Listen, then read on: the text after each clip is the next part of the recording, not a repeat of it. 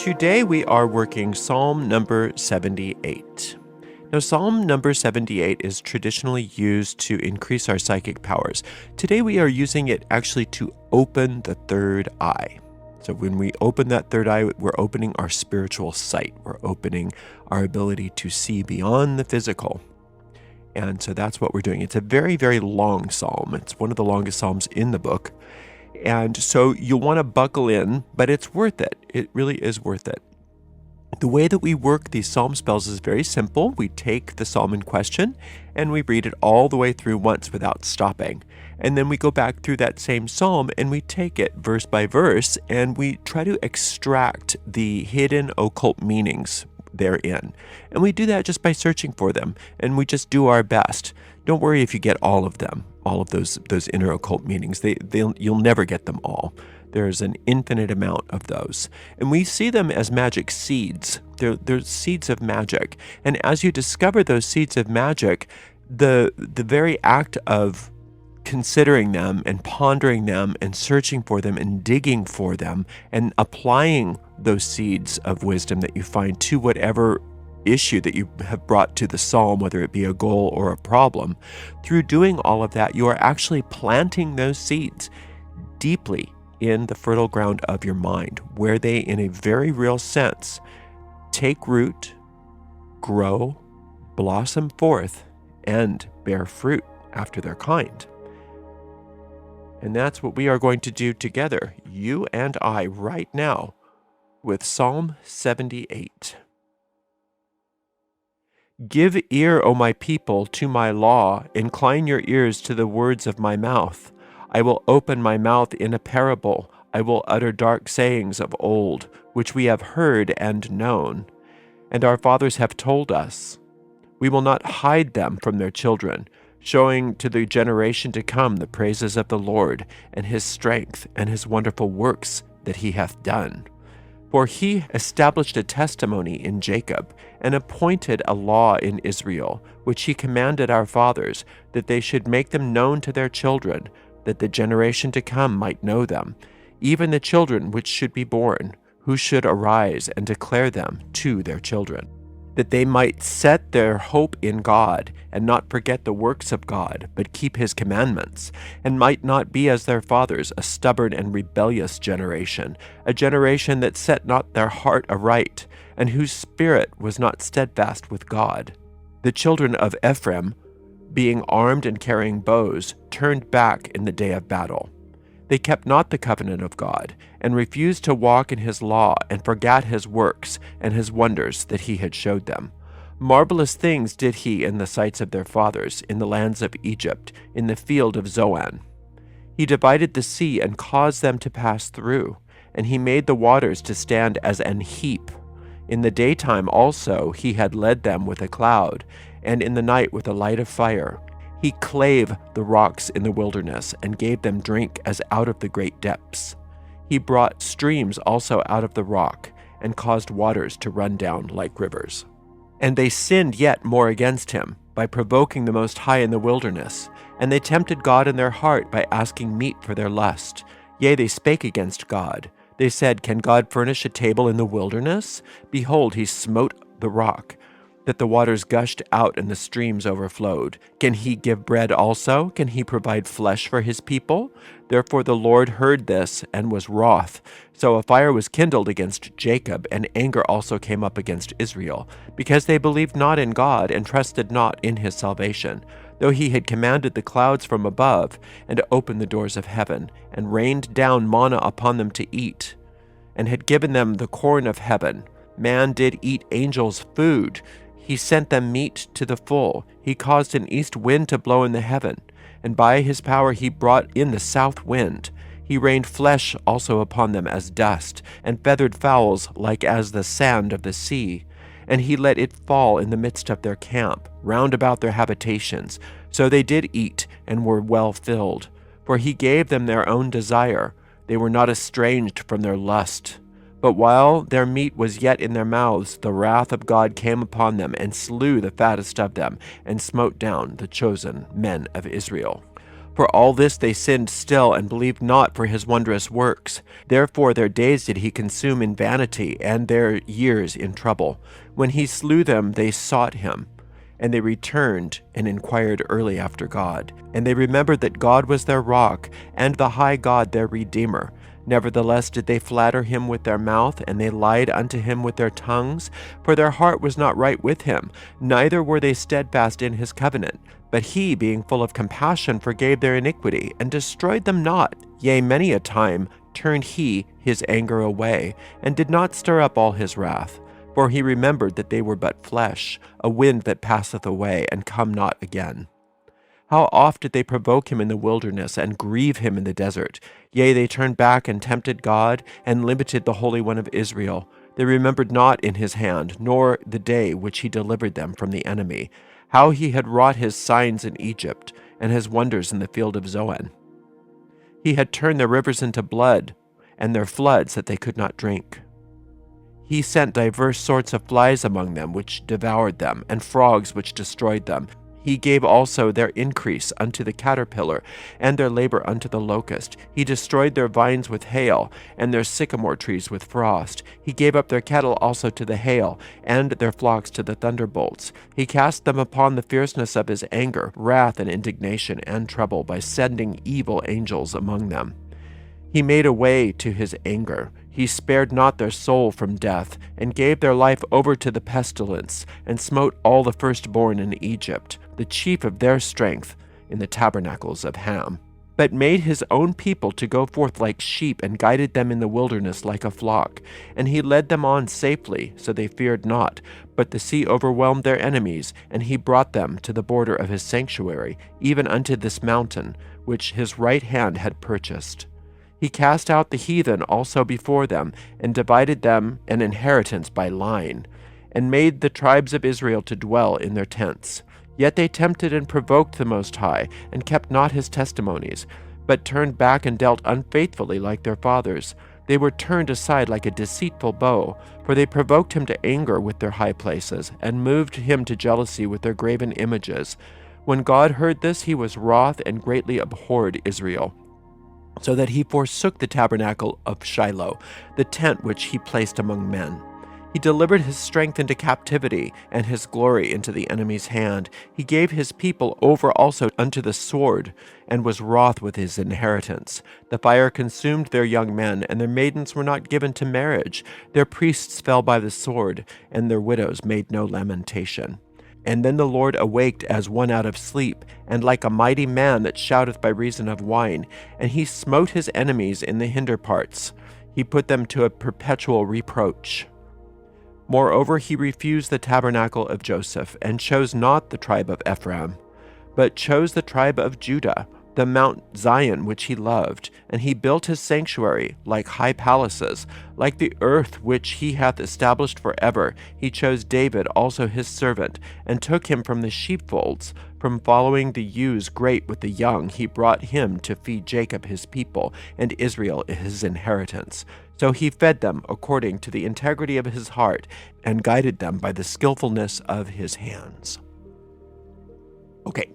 So we are keeping in mind that our goal here today is opening up the third eye, opening up our spiritual sight. So here we go, working the magic. Give ear, O my people, to my law. Incline your ears to the words of my mouth. So the psalmist is calling upon the congregation. So we are calling upon our own thoughts within our own mind. So the congregation is the totality of thoughts within our mind, including the thought forms. So in this regard, the congregation includes the people and the nations. So we have to have a mind that is completely committed to our sight, so that we can see things the way that we want to see them. We want to see things the way God sees them, not the way that our eyes see them. So we have to have a very focused, a very complete commitment in ourselves to do that. I will open my mouth in a parable. I will utter dark sayings of old. So what's happening in the psalm is all of this history of Israel is coming forth. And that is, interestingly enough, what your eyes, what your physical eyes report back to you is history. And your spiritual sight sees what's true, sees what's now. So the third eye can only see things in the present moment, but your physical eyes can only see things in the past. So the dark sayings that we are about to hear are talking about how we lost our ability to see with our God sight, if you will, with our divine sight, and now we rely on these physical eyes instead. Which we have heard and known, and our fathers have told us. We will not hide them from their children, showing to the generation to come the praises of the Lord and his strength and his wonderful works that he hath done. So what happens is if our minds are not committed to seeing truth, then we see what our eyes report to us. Remember that the mind is constantly expanding. So the children, in this sense, are the new thoughts.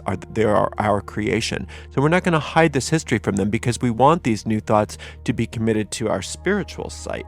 So he established a testimony in Jacob.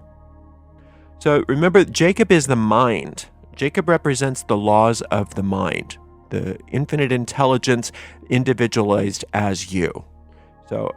So God's already established this sight within you. It's in your mind. And that's how you naturally see. And appointed a law in Israel. So Israel represents our soul. So the law in Israel is that we are supposed to see things clearly. So when the ego mind takes over, then the ego is seeing things the way it reports. It's reporting things back to us, not God. So the ego loves to use the physical eyes because then you're stuck in the past. But we don't want to do that. We want the law that was already established in Israel, meaning that our soul already knows how to see, which he commanded our fathers that they should make them known to their children. In other words, we already know how to see properly, and now we have to instruct our thoughts to see properly because our thoughts are so accustomed to only looking at things through our physical eyes, that the generation to come might know them. So this is what we're doing. Even the children which should be born, who should arise and declare them to their children, that they might set their hope in God and not forget the works of God, but keep his commandments. So having your hope in God, now who is God? We have to remind ourselves who God is. In this sense, God is translated as Elohim rather than the Lord, but they both mean the same things for us while we're working psalm magic. There's other ways that you can see these different names of God that we talk about in other forms of magic. But when we're working psalm magic, we have to be very clear that we're talking about the Godhead. We're talking about that which is pre-gender and which is the source of all life. So it's not a deity in this regard. It's not a separate deity. It's the source of who we are. If you think about yourself as a beam of light from the sun, God is the sun. When you keep the commandments of God, what that means is that you're thinking the way God thinks and you're seeing the way God sees, rather than making new things up for yourself, which is what we do here. We make new things up that have nothing to do with God. And that's why we don't see things the way God sees things, and that's why we've lost our spiritual sight. It might not be as their fathers, a stubborn and rebellious generation, a generation that set not their heart aright, and whose spirit was not steadfast with God. So it's talking to you about the fact that the organ of your spiritual sight is not your eyes, it's your heart. And in the Psalms, the heart means your deep mind. And it could even mean your soul. It could mean your soul as well. So there's a way to see things that bypasses the physical sight. And those rebellious, stubborn generation is how we learned. That's basically the creation of our own egos. So we taught ourselves to see things as they are not, rather than to see things as they are. And that's the stubborn and rebellious generation. We've been doing this for lifetimes. The children of Ephraim, being armed and carrying bows, turned back in the day of battle. Ephraim represents the will. So when Ephraim is aligned with the will of God, all is well. But in this case, that was our personal will. We decided we wanted to see things the way we wanted to see things, not the way God wanted to see things. And that's when we lost our sight. They kept not the covenant of God. They refused to walk in his law. They forgot his works and his wonders that he had showed them. So God already showed you how everything works when you were created. And everything in this world is testimony to the fact that we said, no, that's not good enough for us. We want to see things our way. And then we forgot who we are and why we're here, and we got so lost in this illusion that we don't even realize why everything's so bad here. The reason why things get so bad here is because we're trying to see things that aren't here. We're trying to do things that don't exist in a world that can't be. Marvelous things did he in the sight of their fathers in the land of Egypt, in the field of Zoan. So remember, Egypt is body consciousness, and Zoan is depression. So what that tells us is that as you think that this world, the physical world, the body, not only our physical body, but everything in the physical world, if you think that what you see with your eyes is the truth, it makes you depressed. And that's why literally everybody in this world is depressed. We talk about depression as being a big problem here. It's because it's what we all are. We are depressed. And that's the field of Zoan. He divided the sea and caused them to pass through, and he made the waters to stand as an heap. So now we're talking about how if we can remember back far enough, we will remember that we've always known how to see things clearly. We've always known how to see things the right way. And when we do, then wonders never cease. And it's just talking about the Red Sea parting there. But it's just a symbol. In the daytime, he also led them with a cloud, and in the night with a light of fire. In other words, God always is able to lead you in every moment, even in this world where you're blind. In this world, we're blind. We think we see things, but the reason why we're blind here is because we're choosing to see things that are not there. And the vision of one world costs you the vision of the other world. You can't see both. It's one or the other. So, but even still, even in this world of illusions and darkness, we have within us the ability to be led until we get that sight opened again.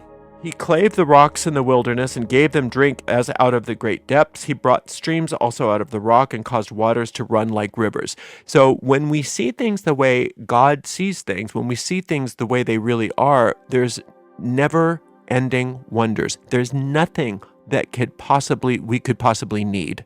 All of our needs are met immediately at every moment of time and point of space, but only when we're seeing things the way they really are rather than the way we want to see things. The way we think we want to see things. And that's what we do with this world. This world is a projection of our own ideas that then we look at and we say, this is what's real. And as the psalm said, no, this is history that you're seeing. This is not what's real. This is your past. And your past doesn't really exist except for in your mind.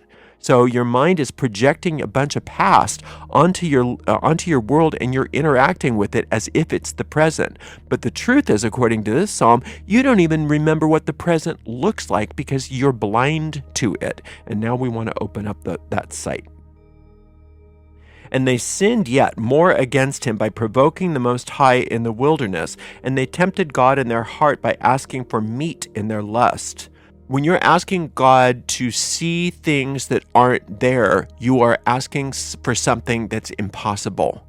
And then when God doesn't give it to you, or when it seems like it causes you pain, in this psalm, it's showing you how that projection works. It looks like God is attacking us. But in reality, we're asking, when it says asking meat for their lust, that's just a symbol of when you're asking for something that cannot be, then what you get is pain. And that's pain that you create for yourself, but then we tend to blame it on God, according to this psalm. So when you are asking for something that can't be, what you get is this world, because this world is a reflection of insanity. And insanity simply just means seeing things that aren't really there and asking for things that are impossible. Yea, they spake against God. They said, can God furnish a table in the wilderness? That whole idea of, oh yeah, well, what about this? Well, what about that? Can you do this? Can you do that, God? That's tempting God. Now, God's not really mad at you, like the Psalms say. That's not even possible that God would be angry with you. But it can seem like God is angry because what we're doing is we're doubling down on our illusion. And when we double down on our illusion, that means that our abilities to project from our mind onto the screen of space are in high gear.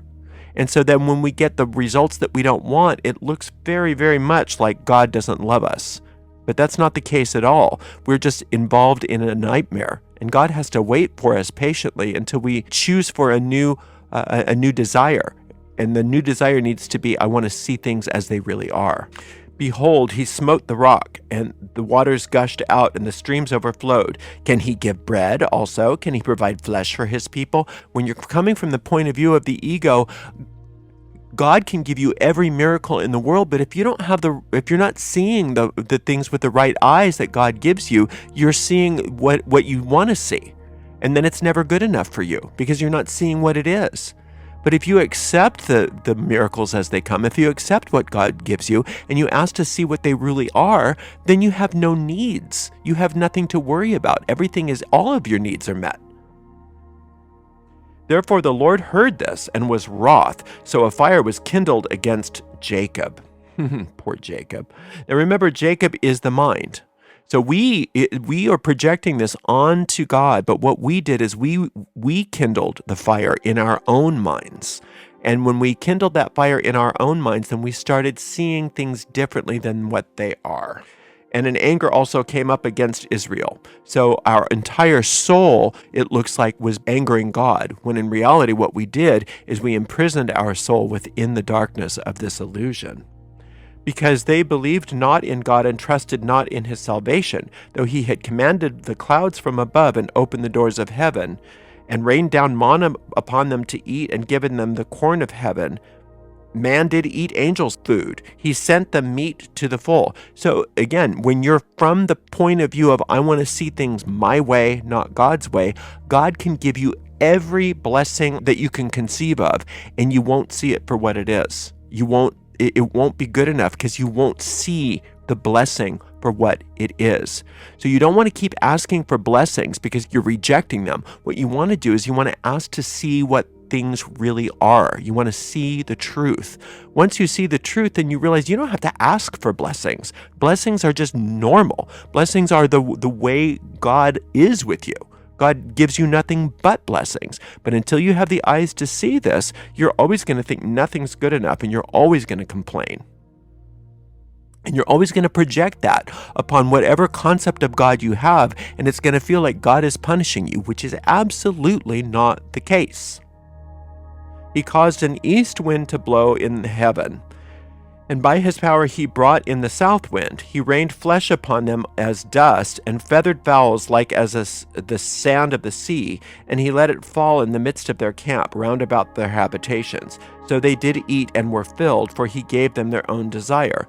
And a lot of times this is true. We have so many of our needs met, and they have helped us. We have been helped, but we don't see it. We don't acknowledge it. We don't notice it because we're still looking at things the way we want to see them rather than the way they are.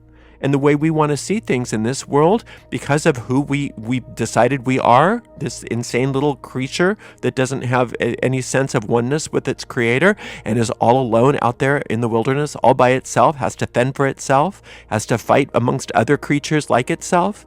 When we have that point of view, everything looks like God hates us. But it's just because of the power of our mind, because we are projecting these thoughts. But while their meat was yet in their mouths, the wrath of God came upon them and slew the fattest of them and smote down the chosen men of Israel. So that's what happens. When we don't see things clearly, it seems like our blessings are cursed. Our blessings are actually curses, but that's not what they are. That's our understanding of them based on our projection, based on our own minds. We can take anything amazing and turn it into caca. I call that fecal alchemy. We are really good at that. We can take the best of anything and turn it bad. For all of this they sinned still, and they believed not for his wondrous works. Therefore their days did he consume in vanity, and their years in trouble. Again, now God's not doing this. We're doing this, and we're projecting it onto God. When we say that we've sinned, that means we're misusing our minds, and we're trying to prove to ourselves and to the world that the things that we see in this world are real, and the world of God does not exist. And so for as long as we are trying to do that, we are going to have the repercussions of that because of the law of cause and effect. And that is the seat of all pain and all fear and all problems, is that we are not seeing things clearly. Once we open up our true sight, we don't have to worry about that because we just see what it is. And then we interact with it appropriately, and everything's amazing. Everything's wonderful. When he slew them, and they then sought him, and they returned and inquired early after God, and they remembered that God was their rock, and the high God their Redeemer. You can only take things so far. We have a very high tolerance for pain here in this world, but we can only go so far. And then eventually, we have to, once we hit, quote, bottom here, we have to allow God to come in and just do that tower experience and say, okay, take it all. We'll start again. Nevertheless, did they, but look what they did in the story. That this happened, so they got back to where they wanted to be, and then they flattered him with their mouth, they lied to him with their tongues, for their heart was not right with him, neither were they steadfast in his covenant. So that happens all the time. God help me, God help me, God help me. It's gotten so bad, there's nothing, everything is ruined, everything's bad, it's all awful, I'm hitting bottom. Oh, I got saved. Oh, good, now I can have more illusions. And it goes around and around and around in a big cycle. And so what we want to do is open our eyes so that we don't have that cycle anymore. We want to see things as they are. Because when you see the truth, then you make different choices. You don't even think about getting on that kind of a merry-go-round anymore. But he, being full of compassion, forgave their iniquity and destroyed them not. Yea, many a time turned he his anger away and did not stir up all his wrath. For he remembered that they were but flesh, a wind that passeth away and cometh not again. In other words, God is very patient. The universe is very patient. It can take you as many lifetimes as it needs for you to get your eye opened, to get your sight opened. There's no rush. God's not in a big hurry because God's not subject to time. So it's not like you better hurry up or your chance is up. God is very, very patient in that regard. The universe is very patient, and it will take you as long as it takes you. But as long as it takes you, that's how long you get to stay in misery. All of the miseries of seeing things that aren't there, of interacting with a nightmare, interacting with the world of pain. How oft did they provoke him in the wilderness and grieve him in the desert? Yea, they turned back and tempted God and limited the Holy One of Israel. This is a very important thing to think about. Every time you provoke God in the wilderness and grieve him in the desert, that means bitching and moaning about your lot in life, and then turn back and tempting God, limiting the Holy One of Israel. By doing that, you are attempting to limit the limitless. And when you try to limit the limitless, you get what you get. That is what the ego is. The ego is the insane idea that I can draw a line around God, that I can limit my soul. I can limit the expression or the extension of light that is who I am. They remembered not his hand, nor the day when he delivered them from the enemy, how he had wrought his signs in Egypt and his wonders in the field of Zoan. When you focus on this world, you get nothing but depression. When you believe that this world has something of value to offer you, you get nothing but depression. But when you are willing to look only to your source for everything and see things the way they are, this world gives you nothing but joy. This world gives you nothing but prosperity. This world starts to reflect the truth. And that's what that's the garden before the fall, which is where you truly live, because no fall actually happened in truth.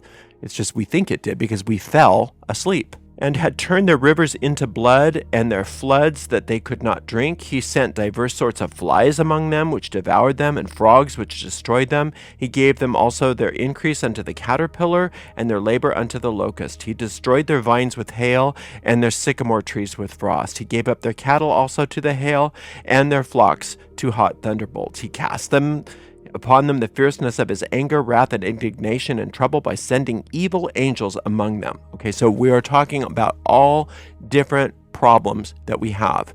Now, this psalmist is showing us what we do. Oh, we're victims, and God hates us so much. Nothing good happens for us here because God is being so mean to us because we're sinners. That's not true.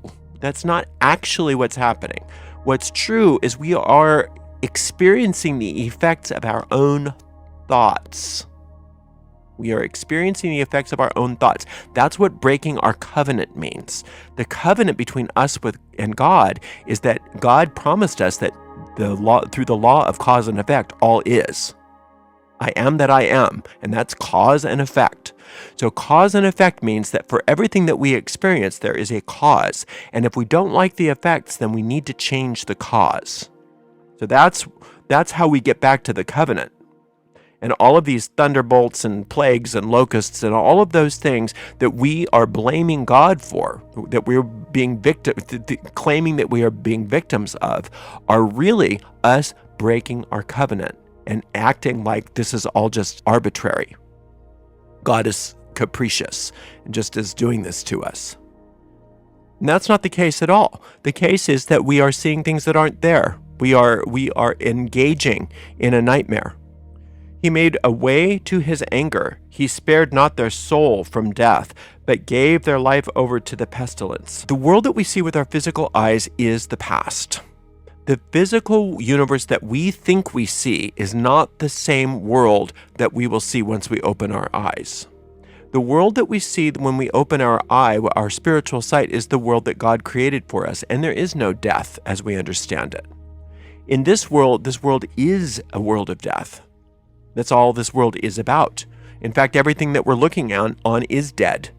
We are dead here. This is dead matter. This is something that happened already. There's nothing that we're looking on with our physical eyes that's happening now. Therefore, it's part of the dead past. And pestilence, that's what this world's all about.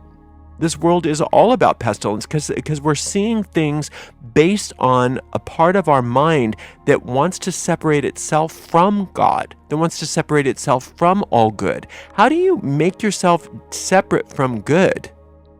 By being not good enough? By being bad? By having horrible things happen? Everything that's not God, that's the way we live here, is everything that's not infinite good. And smote all the firstborn in Egypt, the chief of their strength, in the tabernacles of Ham. So Egypt and Ham, Egypt is how we've imprisoned our souls, using our ego as a substitute for our soul. And Ham just means that we are preoccupied with things of this world. We are preoccupied with the things that our physical eyes see. Can you think about the fact, though? Think about the fact that if you look on the horizon and you watch a friend driving away on a long country road, your eyes are reporting to you that the person's getting smaller and smaller and smaller, and then they disappear, right? But you know that's not really what's happening. You know that. But there's a lot that we think that we know based on what we see and what we hear that we don't question. But he made his own people to go forth like a sheep and guided them in the wilderness like a flock. So when we're in this separated world, if we allow ourselves to be guided and led, we don't have to wait till we open up our sight in order to get the benefits. We get glimpses of that sight by allowing ourselves to be guided and led. And that's what the sheep is. When people have, and even this world has made the idea of being like a sheep something that is horrible. When you hear somebody, oh, I don't want to be like a sheep. You know, oh, they're all just nothing but sheep. So this world is really very insistent that being a sheep is a bad thing. But in terms of our relationship with our Creator, it isn't a bad thing at all to be like unto a sheep, to be guided, to be led, to see yourself as a peaceful creature in the presence of a peaceful shepherd. There's nothing wrong with that image. It's a beautiful image. Guided them in the wilderness like a flock, and he led them on safely so that they feared not. So do you see? This is the precursor to opening your eyes, is that when you are led by a higher power, then this scary ass world that you see with your eyes at least starts to reflect something of the truth. And then eventually you open your eyes and you don't have to be led anymore because you see things as they are. And that's what we're going for. And he brought them to the border of his sanctuary, even to this mountain which his right hand had purchased. He cast out the heathen also before them, and divided them an inheritance by line, and made the tribes of Israel to dwell in their tents. Okay, so as we allow ourselves to be guided and led in this world, even before we open our eyes as a precursor to seeing the truth, all of our problems become solved. The heathen, those are all of our self-destructive tendencies and all of our problems. We get their land. We get the benefits. We get their land. We get to overcome those tendencies. We get to overcome all of that, all of those problems and those vain imaginings. And as we overcome them, that is the process by which we are opening our sight.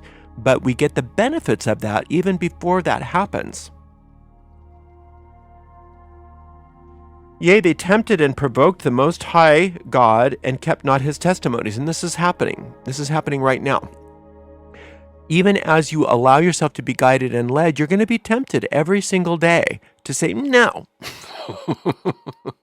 No, my fear is bigger than God. No, my desire is bigger than God. No, I don't like what God wants. I want what I want.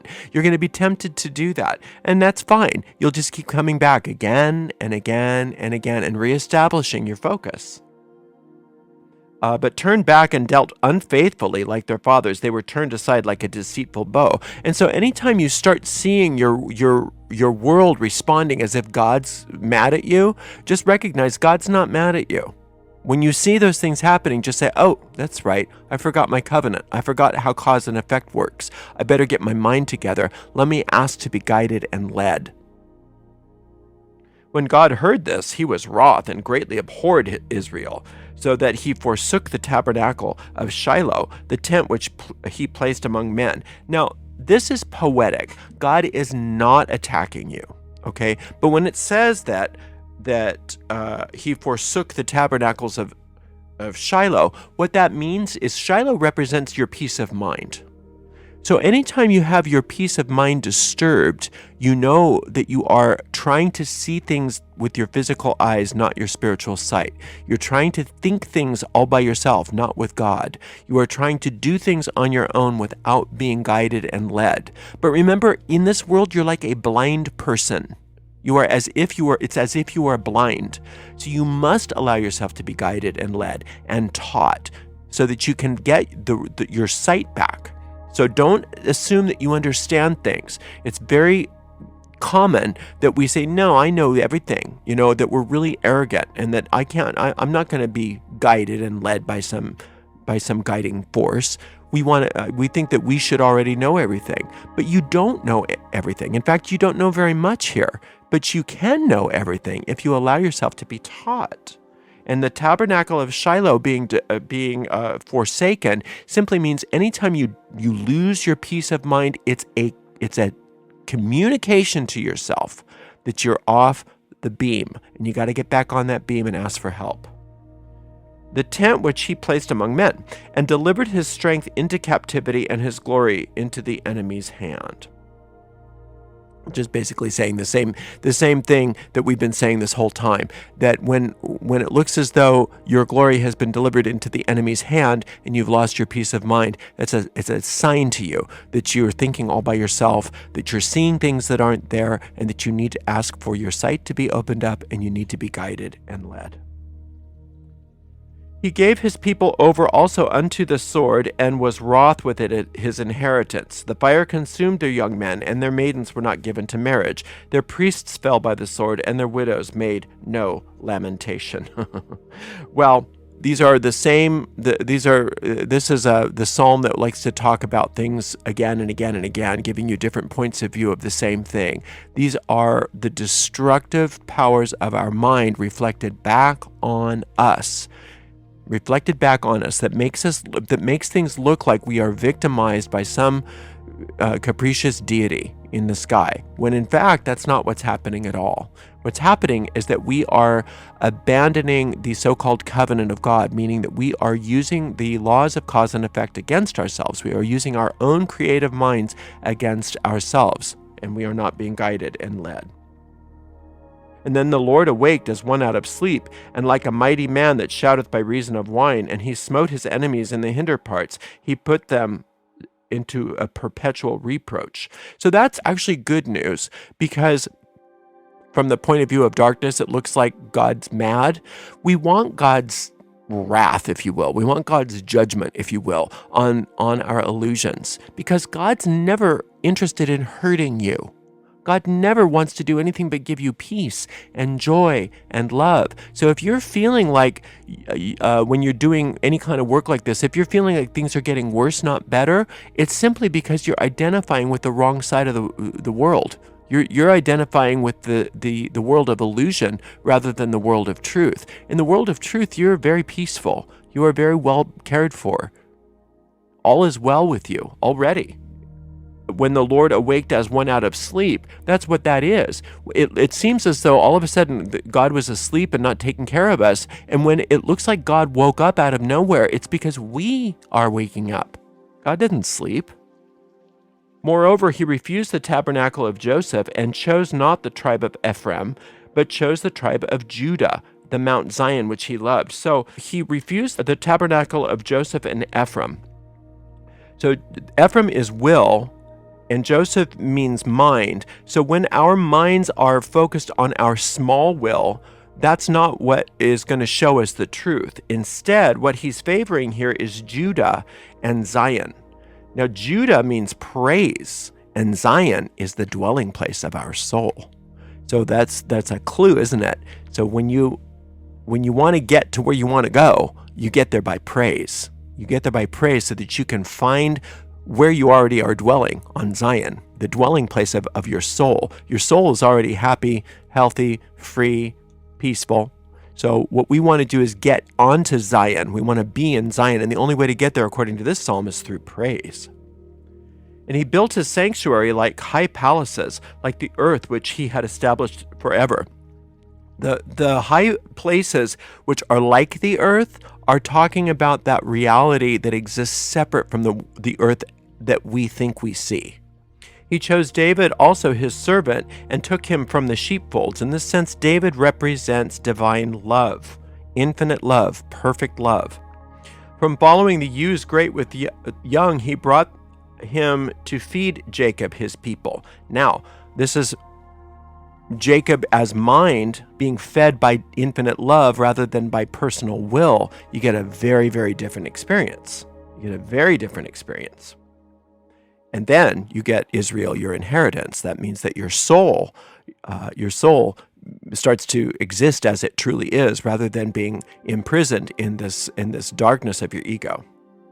So he fed them according to the integrity of his heart and guided them by the skillfulness of his hand. So it's through praise and the joining of your will with love. Now that's if you think of Crowley, love is the law, love under will. It's exactly what this is talking about.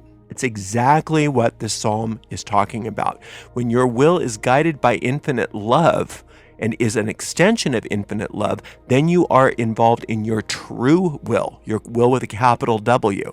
And that's when your sight opens up. And that's when you see things as they really are. And that's when you no longer have to fear. And you no longer have to have this world reflecting all kinds of evil. The world starts to reflect the truth of who you are, and pretty soon the world disappears altogether as you thought it was, because you're seeing things as they are rather than as you thought they were. And that's the skillful hands of God. God knows how to do that by allowing yourself to be guided and led every step of the way, knowing that if you're in a problem, that you're probably trying to do things all by yourself. So you're going to allow yourself to be guided and led every single step of the way. And that's how we work this psalm. And you just keep coming back to this psalm every single day until you start getting a sense of certainty about your goal, peace about your goal. Then you know your spell has taken and you can move off of it and go on to something else because it's going to take over all by itself. Thanks for spending a little time with me today. I really appreciate you. Until next time, blessed be.